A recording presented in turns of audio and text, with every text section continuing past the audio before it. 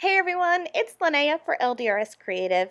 Today we're going to make a simple card using the Christmas tree shopping stamps and dies. I absolutely love this stamp set. I think it's adorable and perfect for creating scenes. Don't forget when you get your stamps to keep your packaging because there's coloring inspiration on the back. There are 11 adorable images in this set with 11 dies. So every image that you're going to stamp, there's a coordinating die for that stamp. Let's go ahead and start coloring, and I will share a tip at the end of my coloring to show you how I get super crisp black stamping every single time. So I went ahead and I grabbed my Raven Hybrid ink and I stamped out all the images in this stamp set, and I'm going to color them in with alcohol markers. You can use whatever coloring medium you are most comfortable with, whether that's colored pencils or watercolors, whatever you like to use. I just tend to gravitate towards alcohol markers. It's what I learned to color with, and so I find them easy to use.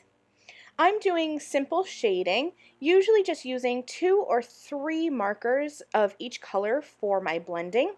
So I used a couple colors for the brown tree trunks, 2 for the greens on the tree, and now I'm actually going to be using 3 cool grays to color in the little polar bears. Don't forget though that you can step outside the box. These don't have to be polar bears. You can color them as brown bears or black bears, whatever you want. I'm going to color in these little penguins. I'm using traditional colors for everything here, all these little critters. And then when I'm done coloring, I am going to take this back over to my stamping platform, which I used already to stamp these images. I did not remove my stamps. I didn't even clean them. I just kept them on the door of my stamping platform. I'm going to pop my panel back in, ink these stamps up again, and stamp them in the same exact place with black ink once again. Sometimes when you color over the lines of the images, it kind of dulls the ink. It's just something that happens. So I always like to go back in and stamp again to really liven up and make that black outline crisp. Now I'm going to grab my Christmas tree shopping coordinating dies, line each of those dies up with the images, and hold them in place with a bit of low-tack tape, and then I'll cut out all of these images. I have a little dish. It's actually a candle holder that I keep on my desk, and I'm going to pop out each of these images and put them in that little dish so that I can keep them all contained and I don't lose any of these little pieces. Alright, so I have all my little pieces in the dish, and even though I won't be using all of them, I like to keep the extras in the back of my stamp packaging so I can grab them for quick projects later on. I always stamp extras for that reason.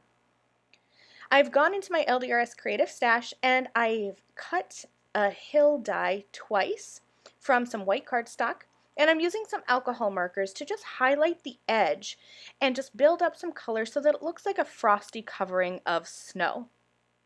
I have an A2 white cardstock panel, and I'm going to add some light blue ink blending to the top. Nothing really fancy here. I just wanted to create a little bit of a wintry sky. Then I will layer up my hills, and I'm going to go to those Christmas tree shopping critters and trees and just start playing around and building my scene. This is the best part, in my opinion, of building a scene card, is when you have your background elements done and you're just going to start playing around with your critters and your little stamped images and figure out where you want them to go to help set the scene. So nothing is glued down at this point, and I'm going to just put some trees in the background, tucking them in front of the hills, behind the hills.